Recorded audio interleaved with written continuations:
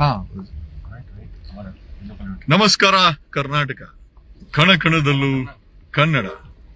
ಏನಿಯೋ ಧರ್ಮಸ್ಥಳ ಕೇಸಿಗೆ ಸಾಕಷ್ಟು ಬೆಳವಣಿಗೆಗಳು ಪ್ರತಿದಿನ ಪ್ರತಿ ಕ್ಷಣ ಆಗ್ತಾ ಇರೋದನ್ನ ಗಮನಿಸ್ತಾ ನಿಮ್ ಜೊತೆಗೆ ಈ ಧರ್ಮಸ್ಥಳ ಕೇಸ್ನಲ್ಲಿ ಒಂದಷ್ಟು ಬೆಳವಣಿಗೆ ಕಳೆದ 5-6 ಗಂಟೆಯಲ್ಲಿ ನಡೆದಿದೆ. I just wanted to share it. ಬೇರೆ ಏನೂ ಅಲ್ಲ, we had filed a complaint to ನಾವು ರಾಜ್ಯದ ಸಿಎಂಗೆ ಮತ್ತೆ SITಗೆ, ಸುಪ್ರೀಂ ಕೋರ್ಟು, ಹೈಕೋರ್ಟ್ಗೆ, CBI, ಇಡಿಗೆ ಕಾಪಿಗಳನ್ನ ಸರ್ವ್ ಮಾಡಿ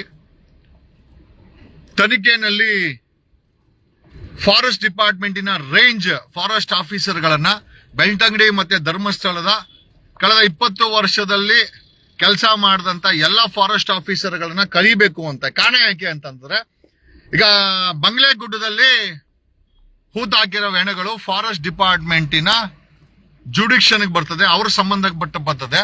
ಬಂಗ್ಲೆಗುಡ್ಡದಲ್ಲಿ ಫಾರೆಸ್ಟ್ ಲ್ಯಾಂಡ್ ಅಲ್ಲಿ ಯಾರೋ ತಗೊಂಬಂದು ಹೆಣಗಳನ್ನ ಬಲವಳಿಕೆಗಳನ್ನ ಬಿಸಾಕಿದ್ರೆ ಅದನ್ನ ನೋಡ್ಕೊಂಡು ಇಷ್ಟು ದಿನ ಫಾರೆಸ್ಟ್ ಅಧಿಕಾರಿಗಳು, ಅರಣ್ಯ ಅಧಿಕಾರಿಗಳು ಹೇಗಿದ್ರು, ಹೇಗ್ ಸುಮ್ಮನೆ ಇದ್ರು, ಅವ್ರಿಗೂ ಈ ಒಂದು ಹೆಣಗಳಿಗೆ ಏನ್ ಸಂಬಂಧ ಇಲ್ಲ ಅಂತಂದ್ರೆ ಯಾರೋ ತಂದು ಬಿಸಾಕ್ತಾ ಇದ್ರೆ ರೇಂಜ್ ಫಾರೆಸ್ಟ್ ಆಫೀಸರ್ಗಳು ಇನ್ಸ್ಪೆಕ್ಷನ್ಗೆ ಹೋಗ್ಲಿಲ್ವಾ? ಹೋಗಿದ್ರು ಕೂಡ ಈ ಪಳವಳಿಕೆಗಳು ಕಂಡಕ್ಕೆ ಕಾಣಿದ್ರೆ ಯಾಕೆ ಅದ್ರ ಮೇಲೆ ರಿಪೋರ್ಟ್ ಹಾಕ್ಲಿಲ್ಲ? ಸಂಬಂಧಪಟ್ಟಂತ ಪೊಲೀಸ್ ಠಾಣೆಗೆ, ಧರ್ಮಸ್ಥಳ ಪೊಲೀಸ್ ಠಾಣೆಗೆ ತಿಳಿಸ್ಲಿಲ್ಲ, ಬೆಳ್ತಂಗಡಿ ಪೊಲೀಸ್ ಠಾಣೆಗೆ ತಿಳಿಸ್ಲಿಲ್ಲ, ಅಥವಾ ಫಾರೆಸ್ಟ್ ಡಿಪಾರ್ಟ್ಮೆಂಟ್ ಅವರು ಈ ಕೊಲೆಗಳಲ್ಲಿ ಭಾಗಿಯಾಗಿದ್ದಾರ? ಸಂಬಂಧಪಟ್ಟಂತ ಫಾರೆಸ್ಟ್ ಡಿಪಾರ್ಟ್ಮೆಂಟ್ ಅವರು ಇದನ್ನೆಲ್ಲ ತನಿಖೆ ಮಾಡಬೇಕು. ಫಾರೆಸ್ಟ್ ಅಧಿಕಾರಿಗಳನ್ನ, ರೇಂಜ್ ಆಫೀಸರ್ಗಳನ್ನ, ಅಲ್ಲಿ ಕೆಲಸ ಮಾಡ್ತಾ ಇದ್ದಂತ ಜುಡಿಕ್ಷನ್ ಅರಣ್ಯ ಅಧಿಕಾರಿಗಳನ್ನ ಪ್ರಶ್ನೆ ಮಾಡಬೇಕು. ಈ ಕೇಸು ತಾರಕಕ್ಕೆ ಅಂತಿಗೋಗ್ಬೇಕಾರೆ ಅಂತ ಪೊಲೀಸರು, ಧರ್ಮಸ್ಥಳ ಪೊಲೀಸವ್ರಿಗೇನೋ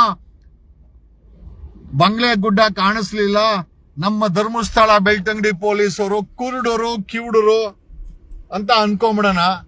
ಆದ್ರೆ ಫಾರೆಸ್ಟ್ ಅಧಿಕಾರಿಗಳು ಕಿವುಡ್ರು ಕುಂಟ್ರ, ಅವ್ರ ಕಣ್ಗೂ ಈ ಪಳವಳಿಕೆಗಳಿಗೆ ಬಿದ್ದಿಲ್ವಾ? ಒಬ್ಬ ಫಾರೆಸ್ಟ್ ರೇಂಜ್ ಆಫೀಸರ್ ಪ್ರತಿ ಬಾರಿ ತನ್ನ ರೇಂಜ್ ಅಲ್ಲಿ ಇನ್ಸ್ಪೆಕ್ಷನ್ ಗಳನ್ನ ಮಾಡಬೇಕಾಗತ್ತೆ, ಪ್ಯಾಟ್ರೋಲಿಂಗ್ ಅನ್ನ ಮಾಡಬೇಕಾಗತ್ತೆ. ಪ್ಯಾಟ್ರೋಲಿಂಗ್ ಮಾಡ್ಬೇಕಾದ್ರೆ ಈ ಬಂಗ್ಲೆಗುಡ್ಡ ಫಾರೆಸ್ಟ್ ಡಿಪಾರ್ಟ್ಮೆಂಟ್ ಕಡೆ ಬರುತ್ತೆ. ಈ ಪ್ಯಾಟ್ರೋಲಿಂಗ್ ಮಾಡ್ಬೇಕಾದ್ರೆ 100 ಪಳವಳಿಕೆಗಳು, 10 ಪಳವಳಿಕೆಗಳು ನಮ್ಮ ಅರಣ್ಯ ಅಧಿಕಾರಿಗಳ ಕಣ್ಣಿಗೆ ಬಿದ್ದಿಲ್ವಾ? ಅಥವಾ ಬಿದ್ರು ಕಣ್ಣು ಮುಚ್ಕೊಂಡು ಕಿವುಡ್ರ ತರ ಅಥವಾ ಬ್ಲೈಂಡ್ ತರ ಇವ್ರೇನಾದ್ರು ಅದಕ್ಕೆ ಆಗ್ತಾ ಇರೋ ಕ್ರೈಮ್ಗೆ ಕಣ್ಣು ಮುಚ್ಕೊಂಡು ತಮ್ಮ ಕರ್ತವ್ಯ ಲೋಪವನ್ನೇನಾದ್ರು ಎಸಗ್ಬಿಟ್ಟಿದ್ರೆ ಖಂಡಿತವಾಗಿ ಜೈಲ್ಗೆ ಹೋಗ್ತಾರೆ ಅರಣ್ಯ ಅಧಿಕಾರಿಗಳು. ಯಾಕೆ ಎಲ್ಲಾ ವಿಚಾರ ಹೇಳ್ತಾ ಇದ್ದೀನಿ ಅಂತಂದ್ರೆ, ನಾನೇ ಖುದ್ದು ಸಿಎಂಗೆ ಮತ್ತೆ SITಗೆ ಅರಣ್ಯ ಅಧಿಕಾರಿಗಳನ್ನ ಕರೆದು ತನಿಖೆ ಮಾಡಿ ಅಂತ ಕಂಪ್ಲೇಂಟ್ ಕೊಟ್ಟಿದ್ದೆ. ಇಂದು SIT ಅಧಿಕಾರಿಗಳು ಅರಣ್ಯ ಅಧಿಕಾರಿಗಳಿಗೆ ನೋಟಿಸ್ ಅನ್ನ ಕೊಟ್ಟಿದ್ದಾರೆ. ಅರಣ್ಯ ಅಧಿಕಾರಿಗಳು SIT ಕಚೇರಿಗೆ ಬಂದಿದ್ದಾರೆ. ಕಂಗ್ರ್ಯಾಚುಲೇಷನ್ಸ್ ಕರ್ನಾಟಕ. ಆಮೇಲೆ ಇವ್ರುಗಳಿಗೆ ಏನೋ ಧರ್ಮಸ್ಥಳ ಗ್ರಾಮಾಧಿಕಾರಿಗಳನ್ನು ಕೂಡ ಕಳೆದ 1 ವಾರದಲ್ಲಿ ಅಲ್ಲಿರುವ ಏನೋ ದಾಖಲೆಗಳನ್ನ SIT ಅವರು ಹುಡುಕ್ತಾ ಇದ್ದಾರೆ. ಹಂಗಾಗಿ ಧರ್ಮಸ್ಥಳ ಗ್ರಾಮಾಧಿಕಾರಿಗಳಿಗೂ ಕೂಡ ಜ್ವರ, ಮೈಕೈ ನೋವು ಶುರುವಾಗಿದೆ. ಕಾರಣ ಯಾಕೆ ಅಂತಂದ್ರೆ, ಇಷ್ಟೆಲ್ಲ ಅಕ್ರಮ ನಡೀತಾ ಇದ್ರು ಕಣ್ಣು ಮುಚ್ಕೊಂಡು ಕೂತ್ಕೊಂಡಿದ್ದಂತ, ಸರ್ಕಾರಿ ಸಂಬಳ ತಗೊಂಡು ಕಣ್ಣು ಮುಚ್ಕೊಂಡು ಕೂತ್ಕೊಂಡಿದ್ದಂತ ಧರ್ಮಸ್ಥಳದ ಗ್ರಾಮಾಧಿಕಾರಿಗಳು ಅವ್ರಿಗೂ ಕೂಡ ಚಳಿ ಜ್ವರ ಶುರುವಾಗಿದೆ. ಜೊತೆನಲ್ಲಿ ಅರಣ್ಯಾಧಿಕಾರಿಗಳಿಗೂ ಕೂಡ ಚಳಿ ಜ್ವರ ಶುರುವಾಗಿದೆ. ಯಾಕೆ ಅಂತಂದ್ರೆ ಎಲ್ಲರಿಗೂ ಸಮನ್ಸ್ ಇಶ್ಯೂ ಆಗಿದೆ, ಎಲ್ಲರಿಗೂ ನೋಟಿಸ್ ಇಶ್ಯೂ ಆಗಿದೆ, ಲೆಕ್ಕಾಚಾರ ಶುರುವಾಗಿದೆ ಅರಣ್ಯಾಧಿಕಾರಿಗಳಿಗೂ. ಜೊತೆಯಲ್ಲಿ ಗ್ರಾಮಾಧಿಕಾರಿಗಳು ಈಗ ಮುಳಿದಿರೋದು ವಿ ಲವ್ ಟು ಹಿಯರ್. ಆಯ್ತ್ರಿ, ನಿಮ್ಮ ಅರಣ್ಯ ಡಿಪಾರ್ಟ್ಮೆಂಟ್ ಏನೋ ನಿಮ್ದೆಲ್ಲ ಪಟ್ ಅಂತ ಕೊಟ್ಟಿದ್ದೀರಾ. ಗ್ರಾಮ ಲೆಕ್ಕಾಧಿಕಾರಿಗಳಿಗೂ ಕೂಡ ಅಥವಾ ಧರ್ಮಸ್ಥಳ ಗ್ರಾಮದವ್ರಿಗೂ ಗ್ರಾಮದ ಅವ್ರಿಗೂ ಕೂಡ ಗ್ರಾಮ ಪಂಚಾಯತಿಯವ್ರಿಗೂ ಕೂಡ ಸಮನ್ಸ್ನ ಕೊಟ್ಟಿದ್ದೀರಾ. ನಿಜವಾಗ್ಲೂ ಅರ್ಜೆಂಟ್ ಆಗಿ ಕೊಡ್ಬೇಕಾಗಿರೋದು ಧರ್ಮಸ್ಥಳದ ಪೊಲೀಸ್ ಅವ್ರಿಗೆ. ಧರ್ಮಸ್ಥಳದ ಪೊಲೀಸರಿಗೆ ಯಾವಾಗ ಕೊಡ್ತೀರಾ notice? That is what the question. ಕಾರಣ ಯಾಕೆ ಅಂತಂದ್ರೆ ಈ ಎಲ್ಲ ಸಾವುಗಳು ಈ ಬಂಗ್ಲೆಗುಡ್ಡ ಅರಣ್ಯಾಧಿಕಾರಿಗಳ ಜುಡಿಕ್ಷನ್ ಆದ್ರೂ ಸಹ ಕಾನೂನು ಲಾ ಅಂಡ್ ಆರ್ಡರ್ ಜುಡಿಕ್ಷನ್ ಧರ್ಮಸ್ಥಳದ ಪೊಲೀಸರ ಕಡೆ ಬರುತ್ತೆ, ಮಂಗಳೂರು SP ಕಡೆ ಬರುತ್ತೆ, ಸಂಬಂಧಪಟ್ಟಂತ ಜುಡಿಕ್ಷನ್ ಬೆಳ್ತಂಗಡಿ DYSP ಕಡೆ ಬರುತ್ತೆ. ಈಗ ಇಲ್ಲಿವರೆಗೂ ಪೊಲೀಸ್ ಡಿಪಾರ್ಟ್ಮೆಂಟ್ಗೆ SIT ಅವರು ನೋಟಿಸ್ ಕೊಟ್ಟಿಲ್ಲ. ಯಾಕೆ? ಬೆಳ್ತಂಗಡಿ ಪೊಲೀಸರು ಮುಂಚೆ 20 ವರ್ಷಗಳಿಂದ ಬೆಳ್ತಂಗಡಿ ಪೊಲೀಸರ ಕೆಳಗಡೆ ಬಂಗ್ಲೆಗುಡ್ಡ ಬರ್ತಾ ಇತ್ತು, ನೇತ್ರಾವತಿ ಬರ್ತಾ ಇತ್ತು. ಅಲ್ಲಿ ಡಂಪ್ ಆಗಿರೋದು 2 ಜಾಗದಲ್ಲಿ ಹೆಣಗಳು, ಹ್ಯೂಮನ್ ರಿಮೈನ್ಸ್ ತಗೊಂಡೋಗಿ ಬಿಸಾಕಿರೋದು 2 ಜಾಗದಲ್ಲಿ, ಒಂದು ಬಂಗ್ಲೆಗುಡ್ಡ, ಇನ್ನೊಂದು ಜಾಗ. ಈಗ ನಮ್ ಪ್ರಶ್ನೆ ಏನಪ್ಪಾ ಅಂತಂದ್ರೆ SIT ಅವರು ಅರಣ್ಯ ಅಧಿಕಾರಿಗಳಿಗೆ, ರೇಂಜ್ ಆಫೀಸರ್ಗಳಿಗೆ ನೋಟಿಸ್ ಕೊಟ್ಟು SIT ಕರ್ಸ್ಕೊಂಡಿದ್ರ. ಗ್ರಾಮ ಪಂಚಾಯತಿ, ಧರ್ಮಸ್ಥಳ ಗ್ರಾಮ ಪಂಚಾಯತಿಯವರು SIT ಕಚೇರಿಗೆ ಬಂದಿದ್ದಾರೆ. ಈಗ ನಮ್ಮ ಪ್ರಶ್ನೆ, ಧರ್ಮಸ್ಥಳದ ಪೊಲೀಸರು ಯಾವಾಗ ಬರ್ತಾರೆ? SIT ಅವರೇ ಯಾಕೆ ಅವ್ರಿಗೆ ಇನ್ನ ಕೊಟ್ಟಿಲ್ಲ? ಏನ್ ನಾಚಿಕೆ ಆಗತ್ತಾ? ನಮ್ ಪೊಲೀಸ್ ಅವ್ರಿಗೆ ನಾವೇ ನೋಟಿಸ್ ಹೆಂಗ್ ಕೊಡೋದಂತ ಕೊಟ್ಟಿಲ್ಲ ಅಂತಂದ್ರೆ ಅವ್ರನ್ನ ಪ್ರೊಟೆಕ್ಟ್ ಮಾಡ್ತಾ ಇದ್ದೀರಾ ಅಂತ ನಿಮ್ಮನ್ನೇ ಈಗ ತನಿಖೆಗೆ ಒಳಪಡಿಸುವಂತ ನಾಮಧೇಯ ಬರ್ಬೋದು. SIT ಅವರೇ ಸ್ವಲ್ಪ ಯೋಚನೆ ಮಾಡಕ್ ಹೋಗಿ.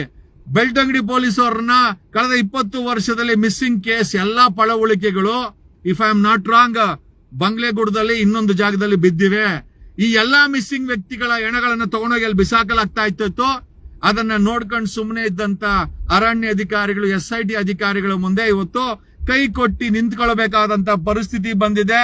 ಗ್ರಾಮ ಪಂಚಾಯತಿಯವರು ಇದನ್ನು ನೋಡ್ಕೊಂಡು ಸುಮ್ಮನೆ ಕೂತ್ಕೊಂಡಿದ್ದಂತ ಗ್ರಾಮ ಪಂಚಾಯತಿಯವರು ಸಹ ಕಣ್ಣು ಮುಚ್ಕೊಂಡು ಇವತ್ತು ಕೈ ಕಟ್ಕೊಂಡು ಇವತ್ತು SIT ಅಧಿಕಾರಿಗಳ ಮುಂದೆ ನಿಂತ್ಕೊಬೇಕಾದಂತ ಪರಿಸ್ಥಿತಿ ಬಂದಿದೆ. ಈಗ ನಾವು ಕೊನೆಯದಾಗಿ ನೋಡ್ಬೇಕಾಗಿರೋದು, ಕೊಲೆಗಾರರ ಅರೆಸ್ಟ್ ಮುಂಚೆ ಬೆಳ್ತಂಗಡಿ ಪೊಲೀಸರು, ಈ ಒಂದು ಬೆಳ್ತಂಗಡಿ ಪೊಲೀಸರು ಕಳೆದ 20 ವರ್ಷದಲ್ಲಿ ಕೆಲಸ ಮಾಡಿದಂತ ಬೆಳ್ತಂಗಡಿ ಪೊಲೀಸರು ಧರ್ಮಸ್ಥಳದ ಪೊಲೀಸರಿಗೆ SIT ಅವರು ನೋಟಿಸ್ ಕೊಟ್ಟಿಲ್ಲ. ಯಾಕೆ?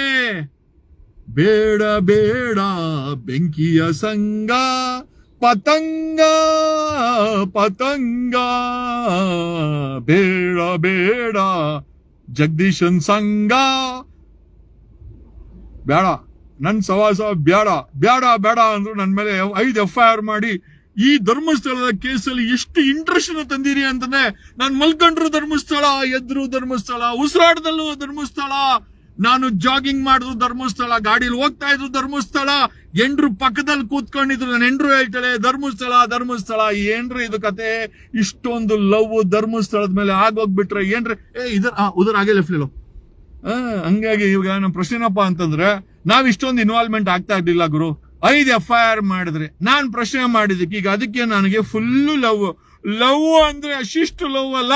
ಈಗ ಲವ್ ಜೊತೆನಲ್ಲಿ ನೋವನ್ನ SIT ಕೊಡ್ತೀನಿ. SIT ಅವರು ಸಂಬಂಧಪಟ್ಟವ್ರನ್ನ ಎಲ್ಲಾರನ್ನ ಎತ್ತಾಕೊಂಡ್ಬರ್ಬೇಕು. ಈಗ ಫಾರೆಸ್ಟ್ ಡಿಪಾರ್ಟ್ಮೆಂಟ್ ಸ್ಟೇಟ್ ಅಲ್ಲ ಲೆಫ್ಟ್, ಯಾಕೆ ಸ್ಟೇಟ್ ಹೋಗ್ತೀಯಾ? ಲೆಫ್ಟ್ ಮೇಜ. ಈಗ ನಮ್ಮ ಪ್ರಶ್ನೆ ಏನಪ್ಪಾ ಅಂತಂದ್ರೆ, ವಿ ವಾಂಟ್ ಫಾರೆಸ್ಟ್ ಅಫಿಷಿಯಲ್ಸ್ ಬಂದಿದ್ದಾರೆ, ಗ್ರಾಮ ಪಂಚಾಯತಿಯವರು ಬಂದಿದ್ದಾರೆ. ಈಗ ನಮಗ್ ಬರ್ಬೇಕಾಗಿರೋದು ಧರ್ಮಸ್ಥಳ ಪೊಲೀಸರು, ಬೆಳ್ತಂಗಡಿ ಪೊಲೀಸರು, ಆಮೇಲೆ ಇನ್ನೊಂದೇನು ಅಂತಂದ್ರೆ ಹಾಗೆ ರೈಟ್ಲೇನು ಇನ್ನೊಂದೇನು ಅಂತಂದ್ರೆ, ಇನ್ನೊಂದು ತುಂಬಾ ಸೂಕ್ಷ್ಮವಾದ ವಿಚಾರ ಏನು ಅಂತಂದ್ರೆ, ಧರ್ಮಸ್ಥಳದಲ್ಲಿ ಕೆಲಸ ಮಾಡಿದಂತ ರೈಟ್ ಒಬ್ಬ ರಿಟೈರ್ಡ್ ಇನ್ಸ್ಪೆಕ್ಟರ್ ಹೇಳೋ ಪ್ರಕಾರ ಮಂಗಳೂರಿನಲ್ಲಿ SP ಕೆಲಸ ಮಾಡಿ ರಿಟೈರ್ಡ್ ಆದಂತ 4 ಅಧಿಕಾರಿಗಳು ಧರ್ಮಸ್ಥಳದ ಧರ್ಮಾಧಿಕಾರಿ ಹತ್ರ ಕೆಲಸ ಮಾಡ್ತಾ ಇದಾರಂತೆ. ಇವ್ರುಗಳೇ ಇದನ್ನೆಲ್ಲ ಮಾಡ್ತಾ ಇರೋದು ಅಂತ ಹೇಳಿ ಆತ ಹೇಳ್ದ. ನನಗೆ ನಿಜನೋ ಸುಳ್ಳೋ ಗೊತ್ತಿಲ್ಲ. ಮಂಗಳೂರು SP ಆಗಿ ಕೆಲಸ ಮಾಡಿ ರಿಟೈರ್ಡ್ ಆಗಿರೋ ಅಂತ ರಿಟೈರ್ಡ್ ಅಧಿಕಾರಿಗಳು ಧರ್ಮಸ್ಥಳ ವೀರೇಂದ್ರ ಹೆಗಡೆ ಹತ್ರ ಕೆಲಸ ಮಾಡ್ತಾ ಇದಾರಂತೆ. ಈ ಇಷ್ಟು ಅನಾಹುತಗಳಿಗೂ ಆ SP ಗಳೇ ಕಾರಣ, ರಿಟೈರ್ಡ್ SP ಗಳೇ ಕಾರಣ ಅನ್ನೋದು ಆ ವ್ಯಕ್ತಿ ನನಗೆ ಯಾರು ಅಂತ ಗೊತ್ತಿಲ್ಲ. ಅವನು ಫೋನಲ್ಲಿ ಹೇಳ್ಬಿಟ್ಟು ಫೋನ್ ಕಟ್ ಮಾಡಿ ಸ್ವಿಚ್ ಆಫ್ ಮಾಡಿದ್ದಾನೆ. ನನಗೆ ಗೊತ್ತಾದಂತ ವಿಚಾರವನ್ನ ನಾನು ಮುಚ್ಚಿಡಕ್ಕೆ ರೆಡಿ ಇಲ್ಲ. ಹಂಗಾಗಿ ಈ ಎಂಟೈರ್ ಅನಾಹುತಗಳಿಗೆ ಹಾಗೆ ಡೆಡ್ ಎಂಡ್ ಮೇಲೆ ಲೆಫ್ಟ್ ಅನಾಹುತಗಳಿಗೆ ಇದು ಮಂಗಳೂರಲ್ಲಿ SP ಕೆಲಸ ಮಾಡಿ ರಿಟೈರ್ಡ್ ಆದಂತ 2 ಅಂಟಮಂದ್ರಂತೆ. ಲೆಫ್ಟ್ ಓಕೆ, ಇಬ್ರು ಅಂಟಮ್ಮಂದ್ರು ಎಸ್ ಪಿಗಳು. ಓಕೆ, ಡಿವೈಎಸ್ಪಿ ಒಬ್ಬ ಮತ್ತೆ ಎಸ್ ಪಿ ಒಬ್ಬ ರಿಟೈರ್ಡ್ ಆದ್ಮೇಲೆ ಧರ್ಮಸ್ಥಳ ವೀರೇಂದ್ರ ಹೆಗಡೆ ಹತ್ರ ಕೆಲಸ ಮಾಡ್ತಾವ್ರಂತೆ. ಅವ್ರುಗಳೇ ಇದಕ್ಕೆಲ್ಲ ಕಾರಣ ಅನ್ನೋದು ಒಬ್ಬ ರಿಟೈರ್ಡ್ ಸಬ್ ಇನ್ಸ್ಪೆಕ್ಟರ್ ನನ್ನ ಹತ್ರ ಹೇಳ್ದ. ನನಗೆ ಹೇಳ್ಬಿಟ್ಟು ಫೋನ್ ಆಫ್ ಮಾಡಿದವನು ಇದುವರೆಗೂ ಅವ್ನು ಫೋನೇ ಆನ್ ಮಾಡ್ತಾ ಇಲ್ಲ. ಆಮೇಲೆ ಚೆಕ್ ಮಾಡಿಸಿದ್ರೆ ಅದು ಯಾವ್ದೋ ಗೊತ್ತಿಲ್ಲ. But ultimately I just wanted to share that ಈ